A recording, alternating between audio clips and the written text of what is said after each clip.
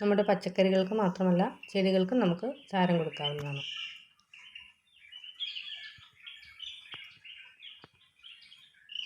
Hi, എല്ലാവർക്കും നമസ്കാരം. പുതിയൊരു വീഡിയോയിലേക്ക് സ്വാഗതം. ഇന്നത്തെ നമ്മുടെ വീഡിയോ എന്ന് പറയുന്നത് ചാരം ജൈവ കൃഷിയിൽ എങ്ങനെ ഉപയോഗിക്കാം എന്നതിനെക്കുറിച്ചാണ്.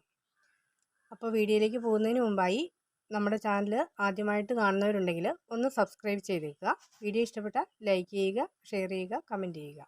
അപ്പോൾ നമുക്ക് വീഡിയോയിലേക്ക് പോകാം. ചാരം നമുക്ക് രണ്ട് രീതിയിലുള്ളത് ഉപയോഗിക്കാം. വിറക് കത്തിക്കുമ്പോൾ കിട്ടുന്ന ചാരം ഉപയോഗിക്കാം. അതുപോലെ തന്നെ ചപ്പിലകളെല്ലാം കത്തിച്ച് കിട്ടുമ്പോഴുള്ള ചാരവും ഉപയോഗിക്കാവുന്നതാണ്.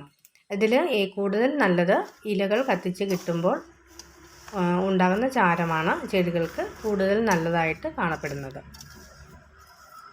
ചെടികളിൽ പൊട്ടാസ്യത്തിൻ്റെ കുറവ് പരിഹരിക്കുന്നതിന് വേണ്ടിയാണ് നമ്മൾ ചാരം വിതറി കൊടുക്കുന്നത്. പൊട്ടാസ്യം ചെടികൾ നിറയെ പൂക്കുന്നതിനും കായ പിടിക്കുന്നതിനും വളരെ വേണ്ടപ്പെട്ട ഒരു മൂലകമാണ്. തെങ്ങിൻ്റെ തടങ്ങളിൽ, പയറ് ചെടികളിൽ, പയറ് വർഗ്ഗത്തിൽപ്പെട്ട എല്ലാ ചെടികളിലും ഒക്കെയാണ് ചാരം നമ്മൾ വിതറി കൊടുക്കുന്നത്.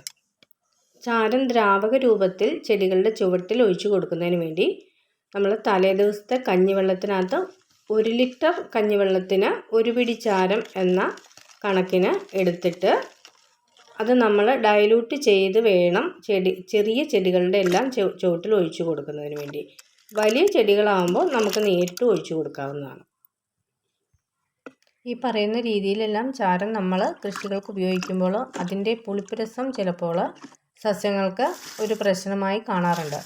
അതിന് പകരമായിട്ട് നമുക്ക് ചാരം കമ്പോസ്റ്റ് ആക്കിയും ഉപയോഗിക്കാവുന്നതാണ്. പച്ചക്കറികൾക്ക് മാത്രമല്ല നമ്മുടെ വീട്ടിലെ ചെടികൾക്കും ചാരം ഉപയോഗിക്കാവുന്നതാണ്. പയറ് ചെടികളിലൊക്കെ ചാരം വിതറുമ്പോൾ അത് 1 മാസമെങ്കിലും വളർച്ചയായ ചെടികളിൽ വേണം വിതറി കൊടുക്കുന്നതിന് വേണ്ടി. തീരെ ചെറിയ ചെടികളിൽ വിതറി കൊടുത്തു കഴിയുമ്പോൾ അതിൻ്റെ ഇലയെല്ലാം കരിഞ്ഞു പോകുന്നതായിട്ട് കാണാറുണ്ട്.